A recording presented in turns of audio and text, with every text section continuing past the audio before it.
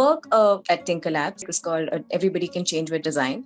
And the idea was also to make design thinking accessible to the children of government schools who don't necessarily get an approach or an opportunity to learn creative thinking. So in this process, we both started by actually answering the question, "Koi humse bhi to pucho?" And that's where it all began. We actually started by looking at our previous work and workshops that we'd had with children and address the gaps, speaking to them and empathizing with them, because at the end of the day, they were the end users of the workshop and the learning that we both were imparting or we were working towards. And to understand their needs was very important, where they came from, their backgrounds, what they understood, what they didn't, what were they actually willing to learn, and what were they excited about. And because design thinking, while it's a problem-solving methodology and it inculcates creative thinking, it also is a mindset and not just a toolkit. We wanted to make these children independent in the ability to apply this in their everyday issues, their problems around them, big or small.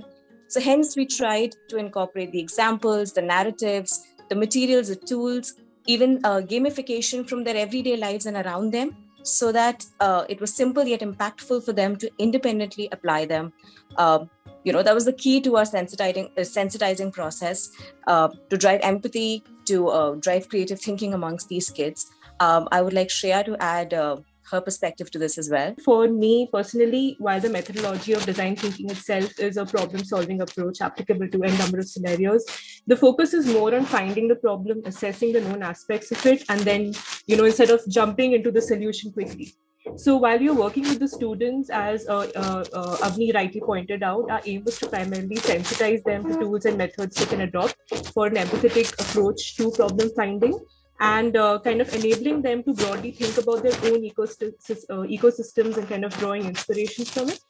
And as she emphasized rightly, our role was to kind of act as catalyst towards, making them independent thinkers and problem solvers, while they kind of identify the core issues around them and apply their skill sets, in the purview of their life experiences gathered from their own, households, communities, as well as the environment.